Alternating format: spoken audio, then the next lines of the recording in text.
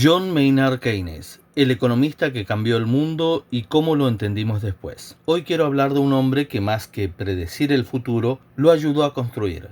John Maynard Keynes. No fue solo un economista, fue un intelectual brillante, un artista del lenguaje, un funcionario público, un filántropo y uno de los pensadores más influyentes del siglo XX. Y aunque murió en 1946, su sombra sigue presente en cada decisión que toman los gobiernos cuando hay una crisis. ¿Gastar más para reactivar la economía? ¿Aumentar el déficit? ¿Intervenir? La respuesta en muchos casos es sí, como decía Keynes. Pero ¿realmente sabemos qué dijo Keynes? ¿En qué contexto vivió y cómo se han aplicado y a veces malinterpretado sus ideas en el siglo XXI? Hoy no vengo a santificarlo ni a condenarlo, vengo a entenderlo con rigor, a recuperar sus palabras y evaluar con honestidad. ¿Fue acertada su mirada sobre la economía y qué pasa cuando se aplica o se abusa de ella? Primera parte. El hombre detrás de la teoría. John Maynard Keynes nació en 1883 en Cambridge, Inglaterra, hijo de John Neville Keynes, economista y lógico, y de Florence Ada Keynes, activista social y pionera en la participación política de las mujeres.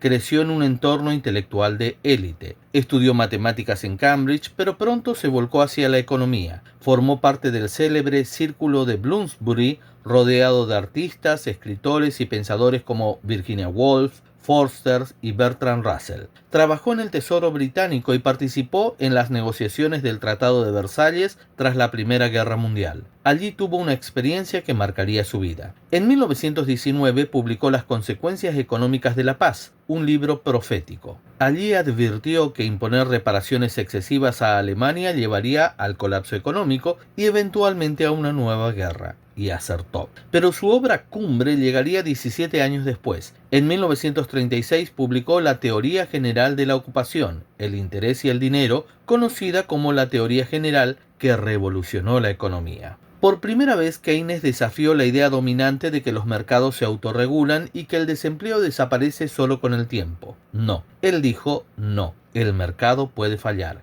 Y cuando falla, el Estado debe actuar. Segunda parte, las ideas centrales. Palabras y espíritu de Keynes. Para entender a Keynes no basta con resúmenes, debemos ir a sus palabras. En la teoría general introduce un concepto que hoy parece obvio, pero que en 1936 fue una herejía, el de la demanda efectiva. Keynes argumenta que no es la oferta la que determina el nivel de empleo, sino la demanda agregada. Es decir, no basta con producir bienes, alguien debe comprarlos. Si la gente no gasta, las fábricas cierran y los trabajadores pierden sus empleos. Como escribió en el capítulo 3, el volumen de empleo depende principalmente del nivel de la demanda efectiva. Este giro conceptual rompió con la vieja doctrina de que la oferta crea su propia demanda, la llamada ley de Say, y sentó las bases de la macroeconomía moderna. Además, Keynes no dudó en criticar a sus colegas. En una frase que resonó por décadas escribió: las ideas de los economistas y de los filósofos políticos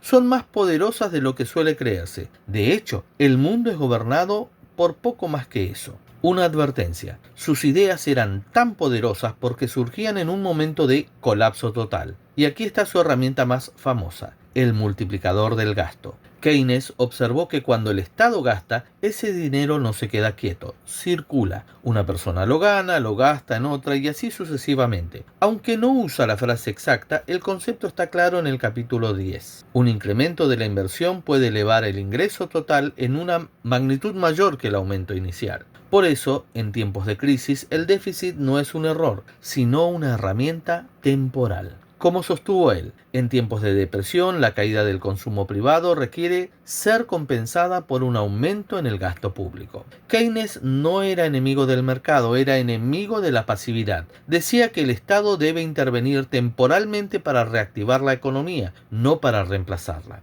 Tercera parte, el contexto. ¿Por qué Keynes surgió cuando lo hizo? Keynes no escribió en un salón de té, lo hizo en el medio del crack de 1929.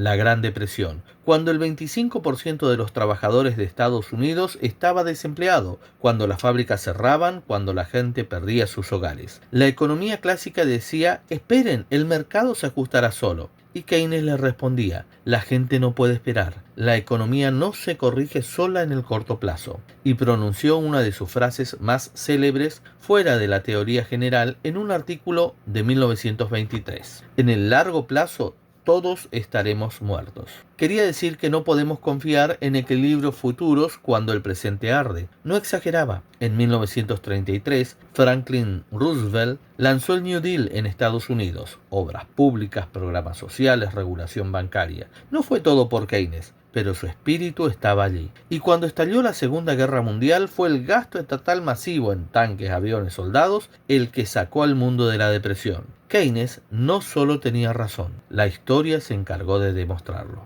Cuarta parte. Crítica positiva, Keynes en el siglo XXI. Pasemos al presente. ¿Tiene sentido Keynes hoy? Sí, y hay momentos en los que su legado brilló con fuerza. Uno de los mejores ejemplos, la crisis financiera de 2008. Cuando el sistema bancario colapsó, muchos gobiernos, como el de Estados Unidos con el plan de estímulo de Obama en 2009, aplicaron políticas keynesianas, gasto público masivo para reactivar la economía. El American Recovery and Reinvestment Act inyectó 787 mil millones de dólares en infraestructura, impuestos bajos, educación y salud, y según el Consejo de Asesores Económicos de Estados Unidos, evitó una depresión mayor y salvó millones de empleos. En Europa fue más desigual. Países como Alemania aplicaron políticas keynesianas con moderación, mientras que otros como Grecia recibieron recetas opuestas: austeridad extrema, recortes brutales. El resultado: mientras Alemania se recuperó, Grecia entró en una profunda depresión social y humana. Pero el caso más claro de éxito keynesiano moderno fue China. En 2008-2009, el gobierno chino lanzó un plan de estímulo de 586 mil millones de dólares en ferrocarriles, carreteras y energía. El Producto Bruto Interno se mantuvo alto y el desempleo no se disparó. ¿Es esto una coincidencia? No, fue aplicación directa del multiplicador del gasto. Y en la pandemia de 2020 volvió Keynes. Gobiernos de todo el mundo, desde Japón hasta Canadá, desde España hasta Nueva Zelanda, inyectaron dinero directo a personas, subsidiaron salarios, aumentaron el déficit. Y aunque hubo inflación después, evitaron una catástrofe social mayor. Como dijo el economista Paul Krugman, en 2020, el mundo entero se volvió keynesiano durante 6 meses y funcionó. Quinta parte. Crítica negativa, los límites de Keynes. Pero no todo es positivo, también hay sombras en la aplicación de Keynes, porque como con Smith, su nombre se ha usado y abusado. El principal problema: confundir el keynesianismo con el déficit permanente. Keynes nunca defendió el gasto ilimitado. Al contrario, sostenía que el Estado debe compensar las fluctuaciones del ciclo económico, gastar en crisis y ahorrar en bonanza. Como escribió en la teoría general, el objetivo debe ser lograr un presupuesto equilibrado a lo largo del ciclo, no año tras año. Rechazó explícitamente comparar las finanzas públicas con las de un hogar, ya que el Estado tiene herramientas que un ciudadano no posee. Sin embargo, en muchos países el gasto se volvió permanente, sin ajustes fiscales en épocas buenas. Un ejemplo: Argentina. Durante décadas se justificó el déficit fiscal diciendo: es para reactivar la economía, como dijo Keynes. Pero sin reformas, sin inversión productiva, sin crecimiento real, el resultado termina siendo hiperinflación, dolarización de la economía y pérdida de confianza. Otro ejemplo: Italia, con un déficit y deuda pública altísimo durante años. El gasto estatal no generó productividad, sino clientelismo político, y hoy paga intereses enormes solo para mantener la deuda. Además, hay un riesgo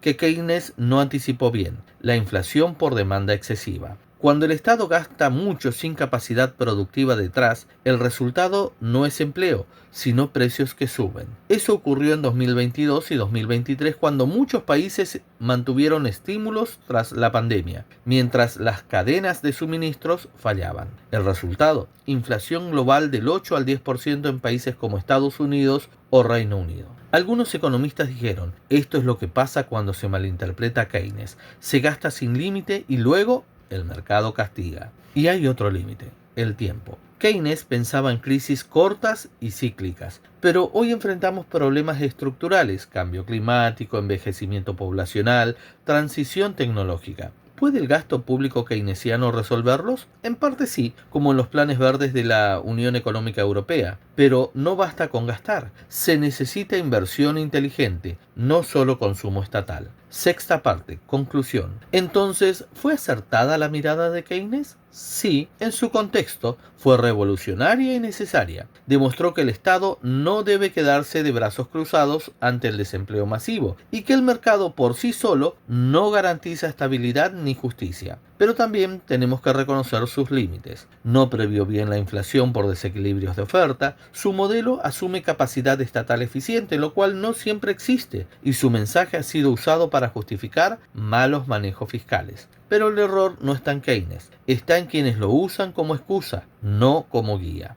Porque Keynes no era un defensor del gasto sin fin, era un defensor de la racionalidad. La eficiencia era un defensor de la racionalidad, la evidencia y la acción oportuna. Como escribió al final de la teoría general, las ideas de los economistas y de los filósofos políticos no son más poderosas de lo que suele creerse. De hecho, el mundo es gobernado por poco más que eso. Y él tenía razón, porque sin sus dudas, quizás hoy viviríamos en mundos sin políticas anticíclicas, sin protección en crisis, sin esperanza cuando todo se derrumba. Keynes no lo resolvió todo, pero nos dio la herramienta, la posibilidad de intervenir, de actuar, de no resignarnos. Y en tiempos de incertidumbre, eso más que cualquier fórmula matemática es su mayor legado. Si te gustó este tipo de material, te pido que me sigas, te suscribas, comentes, actives el algoritmo, se lo pase a un amigo a quien le pueda resultar interesante este tipo de contenidos. Nos vemos en el próximo video.